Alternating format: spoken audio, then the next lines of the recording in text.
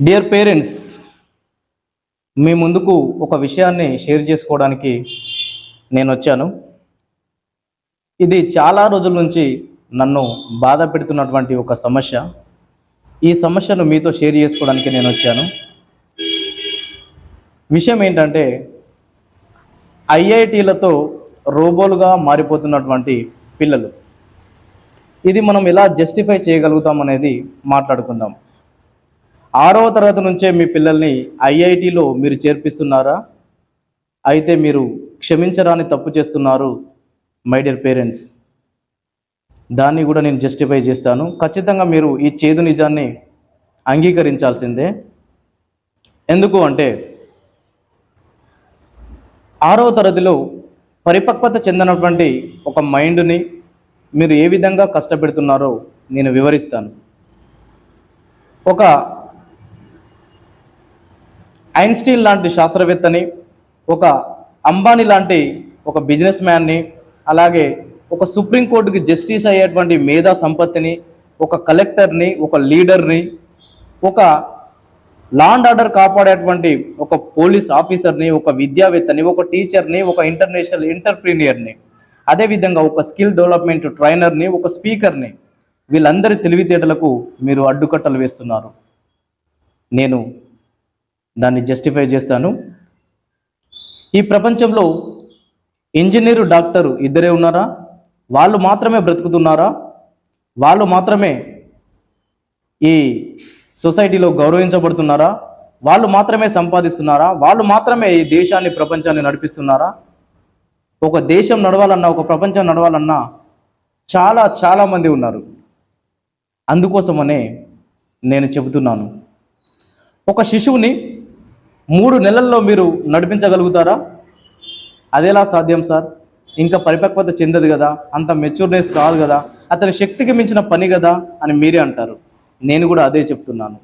మీకు 6వ తరగతిలోనే నేను ఐఐటిఎన్ అవుతాను, నేను డాక్టర్ అవుతాను, నేను ఇంజనీర్ అవుతానని ఆ పిల్లవాడు మీకు చెప్పాడా? చెప్పలేదు కదా. మరి అతనికి ఉన్నటువంటి సహజ శక్తి సామర్థ్యాలని, తెలివితేటలని ఎందుకు అడ్డుకట్ట వేస్తున్నారు? ఒక 200 కిలోల బరువు ఉన్నటువంటి ఒక బస్తాను మీ నెత్తిపైన మోపిస్తే మీరు ఎంతవరకు మోయగలుగుతారు?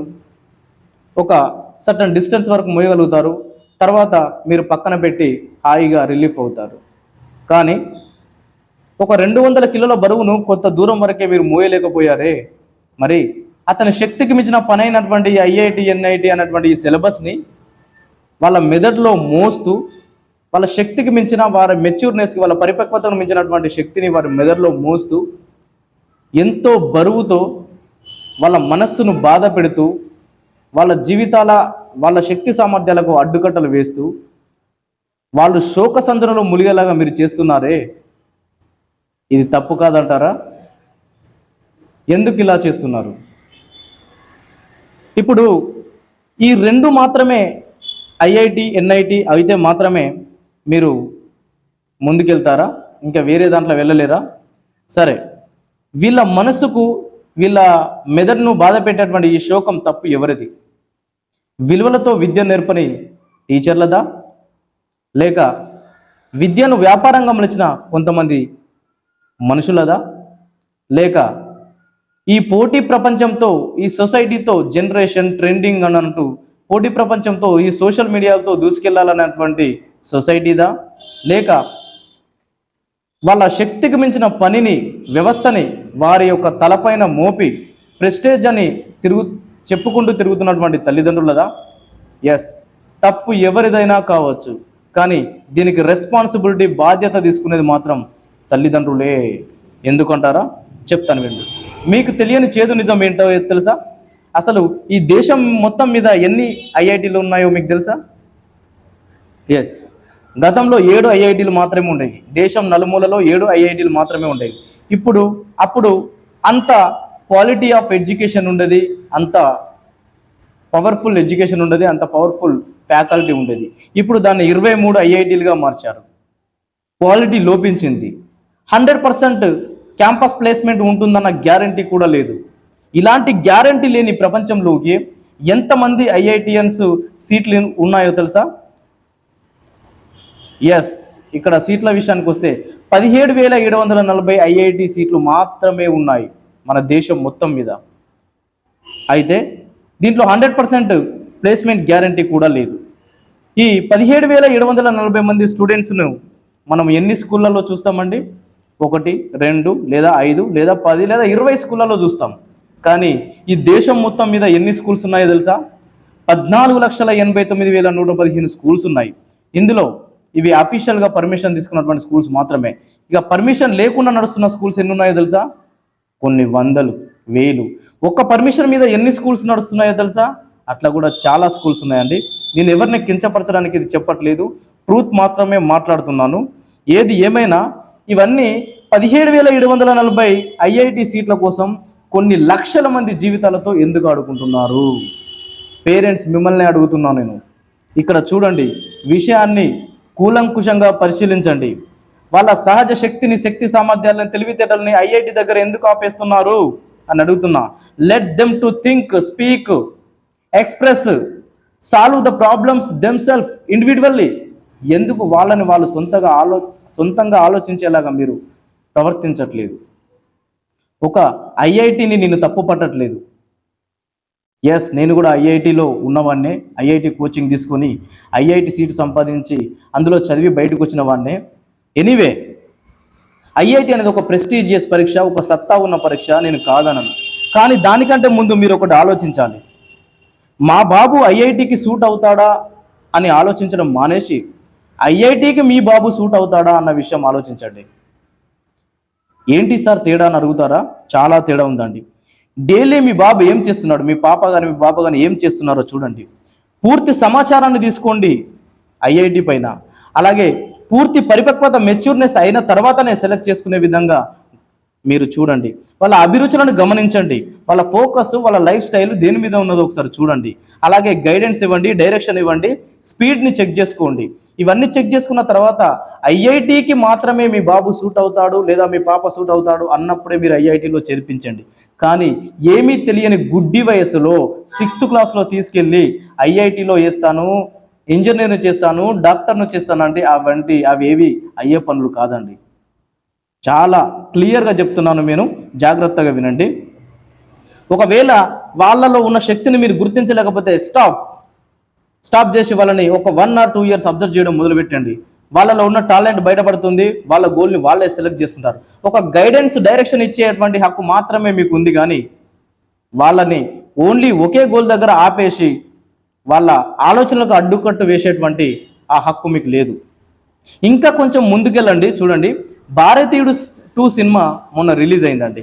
అందులో నకిలీ డాక్టర్ అంటే పేరెంట్స్ ప్రెస్టేజ్ విషయం కోసమని, నేను ఒక మంచి ప్రముఖమైన డాక్టర్ని, నా కొడుకు కూడా డాక్టర్ కావాలని కోట్లు పోసి డాక్టర్ సర్టిఫికేట్ తీసుకుంటారండి. ఆ కోట్లు పోసి డాక్టర్ సర్టిఫికేట్ తీసుకున్నటువంటి నకిలీ డాక్టరు వాళ్ళ నిజ ప్రాణాల మీద, ఎవరైతే మన ఆ హాస్పిటల్కి వస్తారో వాళ్ళ ప్రాణాల మీద ప్రయోగాలు చేస్తున్నాడండి. అది ఎంతవరకు న్యాయం అండి? ఒకరి ప్రాణం తీసేటువంటి హక్కు మనకు ఎవరిచ్చారు? ఇది బాగా ఆలోచించండి. ఇది చాలా ఆలోచించవలసిన విషయం. ఒక డాక్టర్ కొడుకు డాక్టర్ అవ్వాలా? ఒక కలెక్టర్ కొడుకు ఒక కలెక్టర్ అవ్వాలా? ఒక ఇంజనీర్ కొడుకు ఇంజనీర్ అవ్వాలా? వేరే ఆప్షన్స్ లేవా? వాళ్ళ తెలివికి ఎందుకంటే అడ్డుకట్టలు వేస్తున్నారు? బాగా ఆలోచించి నిర్ణయం తీసుకోండి పేరెంట్స్. క్షమించండి, నేను మాట్లాడేది తప్పా ఒప్పా అన్న విషయం పక్కకు పెడితే ఇది ఒక చేదు నిజం, అందరూ యాక్సెప్ట్ చేయాల్సిన విషయం. ఎందుకో తెలుసా? పిల్లల్ని కనే వరకే మీ హక్కు, వాళ్ళ కలల్ని కనే హక్కు మీకు లేదు. ఎస్, నేను ప్రూవ్ చేస్తాను. ఈ ఊబీలో చిక్కుకొని ఐఐటిఎన్ ఈ మెడికల్ అన్నటువంటి ఈ సిస్టంలో, ఈ ఊబీలో కూడుకుపోయినటువంటి పిల్లలు ఎంతోమంది, అవేర్నెస్, అవగాహన లేని పిల్లలు, తల్లిదండ్రులు ఎంతోమంది. చూడండి ఒకసారి, ఈ ఊబీలో ఒక స్కూల్ ప్రిన్సిపల్ కొడుకు ఉండొచ్చు, ఒక కరెస్పాండెంట్ బిడ్డ ఉండొచ్చు, ఒక కలెక్టర్ కూతురు ఉండొచ్చు, అదేవిధంగా ఒక పేదవాడి కొడుకు కూడా ఉండొచ్చు అండి. ఇది ఇంకా చాలా దారుణమైన విషయం అండి. ఒక రోజు కూలి చేసుకుంటే కానీ బ్రతకనటువంటి ఒక పేదవాడు ఈ సమాజంలో ఐఐటి ఒకటే చదువని, మిగతా చదువులు ఏవి చదువులు కావని సృష్టించినటువంటి ఈ ఎన్విరాన్మెంట్, ఈ సొసైటీని ఏమనాలండి? రోజు కూలిపోతేనే తినే పరిస్థితి వాడిది. అలాంటి వాడు ఐఐటి అయితేనే చదవట, మిగతా వేవి చదువు కాదాడని చెప్పేసి వాడు సప్పో చేసి వాడు రోజు కూలికి ఒక పూట పస్తులుండి 2 పూటల పైసల్ని ఏవైతే వాటిని జోడించి తీసుకొచ్చి వాడి కడుపును కట్టుకొని వాడి రక్తాన్ని చెమటను ఓడ్చి ఆ తీసుకొచ్చినటువంటి డబ్బులతో ఐఐటిలో వేస్తాడండి తన కొడుకుని. నిజంగా ఆ బాబు ఐఐటికి సూట్ అవుతాడా లేదా అన్న విషయం ఎప్పుడు అర్థమవుతుందండి? 10th ఇంటర్ అయిపోయిన తర్వాత ఈ చదువులన్నీ నా వల్ల కాదు డాడీ అని చెప్పినప్పుడు మీరు చేసినటువంటి ఇన్వెస్ట్మెంట్, మీరు చేసినటువంటి ఆ కృషి, దానికి తగ్గ ఫలితం ఎక్కడ దొరుకుతుందండి? ఆ పేదవాడి కుటుంబానికి ఆధారం ఏంటండి ఇప్పుడు? సరే, రిచ్ కిడ్స్ ఉన్నారు, ఈ ఆప్షన్ కాకపోతే ఇంకో ఆప్షన్ వెళ్తారు. సరే, ఈ ఆప్షన్ కాకపోతే ఇంకొక ఆప్షన్ అని ఆల్రెడీ అనుకున్న వాడివి ఎందుకు స్టార్ట్ చేశావు? ఎందుకు ఐఐటిలోకి వెళ్ళావు? ఒకవేళ నువ్వు స్టార్ట్ చేస్తే అదే నాకు జీవితం అని స్టార్ట్ చేయాలి. అదే జీవితం అని స్టార్ట్ చేస్తే దానికి నువ్వు సూట్ అవ్వాలి, దానికి తగ్గ అభిరుచులు నీకు ఉండాలి. ఇవన్నీ లేనప్పుడు ఎందుకు స్టార్ట్ చేశావు? స్టార్ట్ చేసే ముందు ఆలోచించాలి కదా. వేరే ఆప్షన్ ఉంది అని అన్నప్పుడు నువ్వు ఎందుకు దాన్ని సెలెక్ట్ చేసుకున్నావు? మిగతా వాళ్ళందరూ నా ఊబిలో చిక్కుకునేలాగా ఎందుకు చేస్తున్నారు? సో చాలా జాగ్రత్తగా ఆలోచించండి పేరెంట్స్. ఇప్పుడు ఈ విషయం ఇలాగే కొనసాగితే నవరసాలు పండించాల్సినటువంటి ఈ స్టూడెంట్స్, మీ పిల్లలు అసలు ఈ 9 రకాల ఫీలింగ్స్, ఎమోషన్స్ ఉన్నాయన్న విషయం మర్చిపోతారు. వాళ్ళు దేనికి రెస్పాండ్ గారు. తల్లి అనే ఎఫెక్షన్కు, తండ్రి అనే ఎఫెక్షన్కు, రిలేషన్ అనే ఎఫెక్షన్కు, అక్క, చెల్లి, తమ్ముడు, అక్క, అన్న, ఇలాంటి ఏ రిలేషన్ కూడా వాళ్ళు రెస్పాండ్ కాకుండా ఒక మిషన్ లాగా, రోబో లాగా పనిచేయడం మొదలు పెడతారు. దేనికి రెస్పాండ్ కాకుండా పోతారు. అలాంటప్పుడు ఒక మిషన్ని మీరు పెంచి పోషిస్తున్నారన్న విషయం అప్పుడు మీకు గుర్తొస్తుంది. ఏమి గుర్తొచ్చినా అప్పుడు ప్రయోజనం ఉండదండి. మీరు కేవలం సరైన దారిలో పెట్టే డైరెక్షన్ మాత్రమే మీరు కలిగి ఉన్నారు తప్ప వాళ్ళ కలల్ని కనే హక్కు మాత్రం మీకు లేదు. దానికి ఒక ఎగ్జాంపుల్ చెప్తాను వినండి. ప్రెషర్ కుక్కర్, ఒక మటన్ కానీ, ఒక కర్రీ ఏదైనా కావచ్చు, ఒక పప్పు కానీ, దాన్ని ప్రెషర్ కుక్కర్లో వేసినట్లయితే అది ఉడకడానికంటే తక్కువ సమయంలో ఉడికి దాని శక్తికి మించినటువంటి ప్రెషర్ను మోపి దాన్ని తక్కువ టైంలో ఉడికించి తింటే అది సహజ గుణాన్ని కోల్పోతుందండి. అది సహజ గుణాన్ని కోల్పోతుంది, టేస్ట్ని కోల్పోతుంది. మన పెద్దలు చెప్తూనే ఉంటారు, ఈ కుక్కర్లలో గ్యాస్ పొయ్యి మీద వండినటువంటి వంటలు టేస్టీగా ఉండవు, అక్కడ కట్టెల పొయ్యి మీద సహజంగా ఉడికినటువంటి వాటినే టేస్ట్ ఉంటాయి అంటారు. ఇక్కడ జరిగిన తప్పేంటో తెలుసా అండి? అది ఉడకాల్సిన సహజ గుణాన్ని కోల్పోయేలాగా చేస్తున్నాం ప్రెషర్ కుక్కర్లో మనం వేసి. ఇక్కడ పిల్లవాడి పరిస్థితి కూడా అదేనండి. వాడి శక్తి సామర్థ్యాలు, వారి పరిపక్వత, వారి శక్తికి మించినటువంటి ఆ భారాన్ని వారి తలపైన మోపి వాడి సహజంగా ఉన్నటువంటి శక్తి సామర్థ్యాలకు అడ్డుకట్టలు వేస్తున్నాం. వాడిలో ఉన్నటువంటి తెలివి వాడిలోనే అంతర్ధానం అయిపోతుంది, నాశనం అయిపోతుంది. అది మీరు గ్రహించాలి పేరెంట్స్.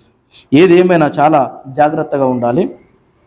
ఒక పిల్లిని ఎలాంటి వెంటిలేషన్ లేనటువంటి ఒక రూమ్లో బంధించి ఒక 4 రోజుల తర్వాత మీరు దాన్ని అబ్జర్వ్ చేస్తే ఆ పిల్లే పులి అయి మన పైకి ఎదురు తిరుగుతుంది. ఎంత దారుణమైన పరిస్థితి ఏర్పడిందని చూడండి. ఇక్కడ పిల్లవాడి పరిస్థితి కూడా అదే. ఎలాంటి వెంటిలేషన్ లేదు అంటే ఎలాంటి ఆప్షన్ వాడికి మీరు ఇవ్వకుండా, ఒక డాక్టరు, ఒక ఇంజనీర్ అనేటువంటి ఒకే ఒక ఆప్షన్ వానికి ఇచ్చేసి, వాడిని ప్రెషర్ కుక్కర్లో పెట్టేసి, వాడిని ఒక పిల్లిలాగా రూమ్లో బంధించి వాడిని హింసిస్తుంటే, వాడిలో ఉన్నటువంటి నాలెడ్జ్, వాళ్ళ యొక్క శక్తి శక్తుల్ని మొత్తం అంతర్ధానం చేసి వాడిని ఒక ఊబిలో చిక్కుకునేలాగా చేస్తుంటే అప్పుడు వాడు ఏమవుతాడు? జాగ్రత్తగా వినండి పేరెంట్స్. పిల్లలు ఉద్యమాలు లేపి రాడికల్స్గా మారి మీ తల్లిదండ్రుల మీద పడకముందే మేల్కోండి. జాగ్రత్తగా వాళ్ళ తెలివితేటల్ని గుర్తించండి. అప్పుడే వాళ్లకు తగినటువంటి ఆ లక్ష్యాన్ని ఎంచుకునేలాగా తయారు చేయండి. దయచేసి ఈ విషయంలో నేను మాట్లాడి ఎవరినైనా గాయపరిచి ఉంటే క్షమించండి. కానీ నిజాన్ని నిర్భయంగా సొసైటీలోకి తీసుకురావడానికి నాకు ఎలాంటి భయం లేదు. సో జాగ్రత్తగా మేల్కోండి తల్లిదండ్రులు. ఎవరైనా కావచ్చు, ఈ ప్రపంచంలో చెడ్డ తల్లిదండ్రులు లేరండి, చెడ్డ పిల్లలు ఉన్నారేమో కానీ, కాకపోతే తెలిసి తెలియక చేసే మన చిన్న చిన్న తప్పుల వల్ల పిల్లల జీవితాలు తారుమారవుతున్నాయి. చాలా జాగ్రత్తగా ఆలోచించి నిర్ణయం తీసుకోండి parents. Thank you very much. See you.